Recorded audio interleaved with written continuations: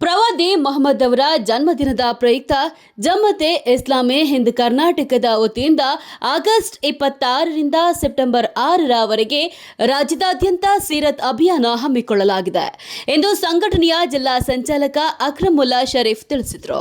ಜಮಾತೆ ಇಸ್ಲಾಮಿ ಹಿಂದ್ ವತಿಯಿಂದ ಇಡೀ ರಾಜ್ಯದಲ್ಲಿ ಪ್ರವಾದಿ ಮೊಹಮ್ಮದ್ ಸಲ್ಲಲ್ಲಾಹು ಅಲೈಹಿ ವಸಲ್ಲಂ ಕ್ರಾಂತಿಯ ಜ್ಯೋತಿ ಎಂಬ ಶೀರ್ಷಿಕೆ ಅಡಿಯಲ್ಲಿ ದಿನಾಂಕ 26/8/26ರಿಂದ 6/9/26ರವರೆಗೆ ಒಂದು ಅಭಿಯಾನವನ್ನು ಹಮ್ಮಿಕೊಂಡಿದ್ದೇವೆ.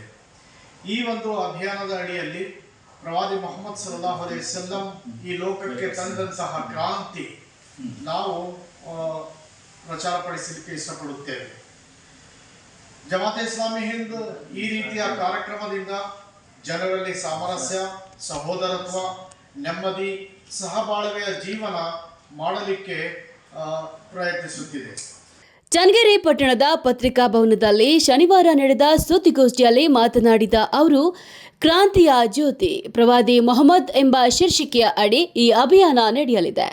ಪ್ರವಾದಿ ಮೊಹಮ್ಮದ್ ಅವರು ಜಗತ್ತಿಗೆ ನೀಡಿದ ಸಂದೇಶವು ಸತ್ಯ, ನ್ಯಾಯ, ಕರುಣೆ, ಮಾನವ ಸಮಾನತೆ, ಮಾನವ ಘನತೆ ಹಾಗೂ ಮಾನವ ಕುಲದ ಏಕತೆಯ ಆಧಾರದ ಮೇಲೆ ರೂಪುಗೊಂಡಿತು. ಇನ್ನು ವ್ಯಕ್ತಿಯ ನೈತಿಕತೆ ಮತ್ತು ಚಾರಿತ್ರ್ಯವನ್ನು ಶುದ್ಧೀಕರಿಸುವ ಮೂಲಕ ವ್ಯಕ್ತಿ ಹಾಗೂ ಸಮಾಜದ ಪರಿವರ್ತನೆಗೆ ಅವರು ದಾರಿ ತೋರಿಸಿದರು. ಅವರ ಸಂದೇಶವು ಆಧ್ಯಾತ್ಮಿಕ, ಸಾಮಾಜಿಕ, ಕೌಟುಂಬಿಕ, ಆರ್ಥಿಕ, ಶೈಕ್ಷಣಿಕ ಹಾಗೂ ಆಡಳಿತ ಸೇರಿದಂತೆ ಮಾನವ ಜೀವನದ ವಿವಿಧ ಕ್ಷೇತ್ರಗಳನ್ನು ಒಳಗೊಂಡ ಸಮಗ್ರ ಮಾನವೀಯ ಕ್ರಾಂತಿಯ ಸಂದೇಶ ಆಗಿತ್ತು ಎಂದು ತಿಳಿಸಿದರು. ಆದರೆ ಪ್ರವಾದಿ ಮೊಹಮ್ಮದ್ ಸಲ್ಲಲ್ಲಾಹು ಅಲೈಹಿ ವಸಲ್ಲಂ ತಂದಂತಹ ಕ್ರಾಂತಿ ಶಾಂತಿಯ ಕ್ರಾಂತಿ, ನೆಮ್ಮದಿಯ ಕ್ರಾಂತಿ, ಸಹಬಾಳ್ವೆಯ ಕ್ರಾಂತಿ ಮತ್ತು ಈ ಲೋಕಕ್ಕೆ ಮಾನವರು ಪರಸ್ಪರ ಮಾನವರಾಗಿ ಬಾಳುವಂತಹ ಕ್ರಾಂತಿ.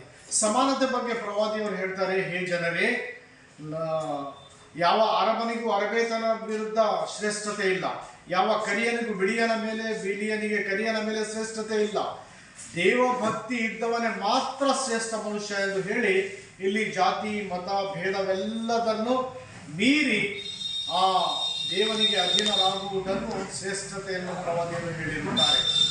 ನೀವು ಮುಸ್ಲಿಮರು ನಮಾಜ್ ಮಾಡಲು ನೋಡ್ತೀರಾ, ಕರಿಯನಾಗಲಿ, ಬಿಳಿಯನಾಗಲಿ, ಸೌಕಾರನಾಗಲಿ ಅಥವಾ ಯಾರೇ ಆಗಲಿ ತಮ್ಮ ಭುಜಕ್ಕೆ ಭುಜವನ್ನು ತಾಗಿಸಿ ನಿಂತುಕೊಂಡು ನಮಾಜನ್ನು ಆಚರಿಸುತ್ತಾರೆ. ಇದರಿಂದಲೂ ಸಹ ಸಮಾನತೆಯ ಒಂದು ಪಾಠ ಕಲಿಸಿಕೊಡುತ್ತದೆ. ಹಜ್ ನಿರ್ವಹಿಸುತ್ತಾರೆ.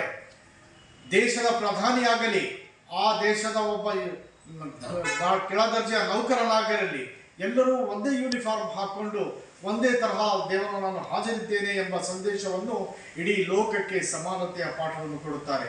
ಆತ್ಮೀಯರೇ, ಪ್ರವಾದಿ ಮೊಹಮ್ಮದ್ ಸಲ್ಲಲ್ಲಾಹು ಅಲೈಹಿ ವಸಲ್ಲಂ ಈ ಲೋಕಕ್ಕೆ ಎಲ್ಲ ಜನರಿಗೂ ಮಾದರಿಯಾದಂತಹ ಒಂದು ಗುಣಗಳನ್ನು ನಮ್ಮ ಮುಂದೆ ಇಟ್ಟಿರ್ತಾರೆ. ಅರಬ್ ಕಾಲದಲ್ಲಿ ಮಹಿಳೆಯರಿಗೆ ಬಹಳ ನೀಚ ಸ್ಥಾನ ಕೊಡಲಾಗುತ್ತಿತ್ತು. ಹೆಣ್ಣು ಮಗು ಹುಟ್ಟಿದ ತಕ್ಷಣ ಹೂಳುತ್ತಿದ್ದರು. ಅಂತಹ ಕಾಲದಲ್ಲಿ ಪ್ರವಾದಿ ಮೊಹಮ್ಮದ್ ಸಲ್ಲಲ್ಲಾಹು ಅಲೈಹಿ ವಸಲ್ಲಂ ರವರು ಮಹಿಳೆಯರಿಗೆ ಉನ್ನತ ಸ್ಥಾನ ಕೊಡಿಸುವಲ್ಲಿ ಒಂದು ಕ್ರಾಂತಿಯನ್ನು ಸ್ಥಾಪಿಸಿದರು. ಅದೇನೆಂದರೆ, ತಾಯಿ ಎಂಬ ಹೆಸರಲ್ಲಿ ತಾಯಿಯ ಪಾದದ ಅಡಿ ಸ್ವರ್ಗ ಇದೆ ಎಂದು ಹೇಳಿ ತಾಯಿಯ ಉನ್ನತ ಸ್ಥಾನ ಹೇರಿಸಿದರು.